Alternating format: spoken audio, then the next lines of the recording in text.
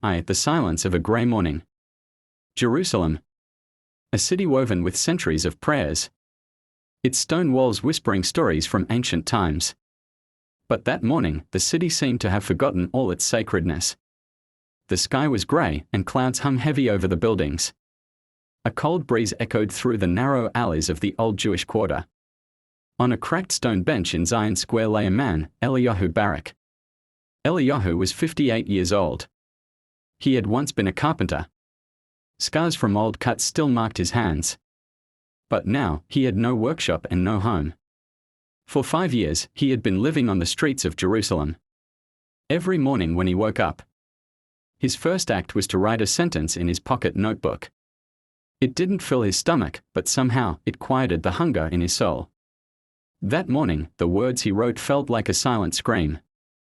Maybe life is just a curse we waste on waking up. People walked past him, avoiding eye contact. One murmured, "God help you." Another didn't even look. Eliyahu's eyes hung in the void. He had no past to return to, no future to run toward. Remembering yesterday was painful. Tomorrow only meant more exhaustion. But that day, everything was about to change. 2 eyes behind the glass. That same morning, former Israeli Prime Minister Benjamin Netanyahu was on his way to a cultural heritage meeting in Jerusalem. His motorcade, accompanied by heavy security, passed through Zion Square. As they drove past, Netanyahu's eyes drifted out the window. He saw Eliyahu. The man wore a torn coat. He was writing intently in a small notebook. Something about him stood out from the rest. There was a posture, almost like a scholar, aged by years of solitude. Netanyahu didn't look away. That brief contact awakened a voice in him that had long been silent. He turned to his aide. "This man is also a son of this nation. What has this city done for him?" The aide had no answer. The meeting was postponed. Netanyahu made a decision. He told the driver to stop. The security team hesitated but obeyed. Netanyahu stepped out of the armored car, buttoned his coat, and slowly walked toward the man. 3 An unexpected conversation. Eliyahu looked up and saw a man in a tailored suit with carefully combed hair standing before him. At first, he didn't recognize him. But then, he saw the eyes. It was Benjamin Netanyahu. Their eyes met. "Hello," Netanyahu said. "Cold morning, isn't it?" Eliyahu nodded, struggling to speak. He hadn't had a proper conversation in years, especially not with someone like this. "My name is Eliyahu," he said eventually. "I live in this city. Or try to." Netanyahu sat beside him on the stone bench. For the first time in his life, a political leader wasn't looking down on him, but at eye level. "I saw you writing," Netanyahu said. "What were you writing in that notebook?" Eliyahu hesitated, then replied with a tired but honest voice. "Every morning, I write the first sentence that comes to mind. It reminds me I'm still human." Netanyahu nodded. Silence stretched for a few seconds. Then the former prime minister smiled slightly. "I have an offer for you." Eliyahu blinked, confused. "I want to gift you a 15-day vacation. All expenses paid. I want you to leave Israel for a bit, breathe, and remember who you are. Let your soul come back to you." Eliyahu couldn't believe it. Was this a joke? Some sort of social experiment? "Why me?" he asked. Netanyahu replied softly. "Because in your eyes, I saw a future left over from the past." 4 Passport and passage. 2 days later, a government vehicle picked up Eliyahu. A temporary passport was issued, medical checkups were done, documents prepared. Netanyahu personally followed the process. His own office arranged new clothes and a suitcase. The destination, St. Lucia, one of the most tranquil islands in the Caribbean. Eliyahu, who hadn't left Jerusalem in years, was about to feel the sun of another world on his skin. It was unbelievable. He had never been on a plane. The airport lights, the screens, the formalities, they scared him a little. But inside, something new had awakened, excitement. Healing in the island breeze.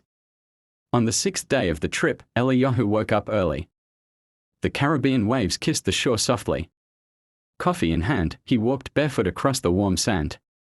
He closed his eyes and breathed in the salty air. Then he picked up a stick and began writing in the sand. Eliyahu Barak. I am alive. Those 3 words weren't just a statement, they were a resurrection. He heard soft footsteps behind him. Joseph, the resort chef, approached with a tray of tropical fruits. Mr. Barak, today's schedule includes a guided forest hike. Would you like to join? Eliyahu smiled. It felt surreal to have a schedule. He nodded. But first, let me finish this line. 6 tears in the Caribbean hills. During the hike, Eliyahu listened carefully as the guide spoke of ancient native wisdom. They stopped beneath a large tree, where the guide quoted an old Saint Lucian saying, "If you feel lost, let go of what doesn't belong to you. Return to yourself. Listen to your soul." The words struck Eliyahu deeply. His eyes filled with tears. He began to cry, quietly but uncontrollably. The guide placed a gentle hand on his shoulder. "That's a good thing," he said. "It means your spirit is breaking free." Eliyahu nodded. "I've been stoned for too long. Now, I feel soft again." 7. A letter from afar. On the 9th day, the hotel receptionist delivered an envelope to Eliyahu. The sender, Benjamin Netanyahu. Inside was a handwritten letter.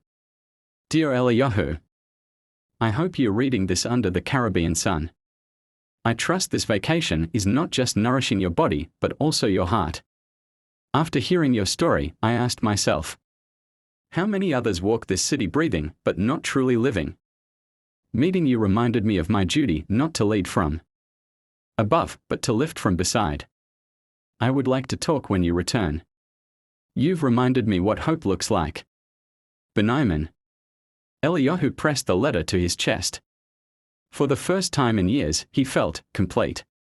8. The man in the mirror. On the final day, Eliyahu stood before the hotel mirror. He had shaved, wore new clothes. But the true transformation was in his eyes. They no longer looked hollow. His cheeks were fuller. His lips curved into something rare, a smile. Packing his bag, he found the notebook he had written in on the first day. I am full, but my soul is still hungry. He added a new sentence underneath. But now, I've learned how to feed myself. 9. Return to Jerusalem. At Ben Gurion Airport, Netanyahu's personal assistant met Eliyahu. He was escorted straight to a quiet cafe in Jerusalem, where Netanyahu was waiting. He shook Eliyahu's hand and looked him in the eyes. You've changed, he said. Eliyahu smiled. Sometimes, all it takes is one vacation to change a life. I knew it, Netanyahu said. But seeing it is something else. A new mission. 3 days later, Eliyahu received an offer from Netanyahu's office. He would be appointed as a senior advisor for a new social initiative called Ambassadors of Hope, a national project designed to help reintegrate the homeless into society. He wasn't just surviving anymore. He was building bridges for others. 11. A final note, Hope writes back. Months later, Eliyahu stood on stage at a national social policy conference. His voice was calm, firm. I am Eliyahu Barak. I was invisible for 5 years. Until someone looked me in the eyes and said, you deserve rest. This isn't just a vacation story. This is a story of rebirth. Everyone has the right to be heard, to be seen, and to be healed. The audience rose in applause. Eliyahu's eyes welled up with tears, not of pain, but gratitude.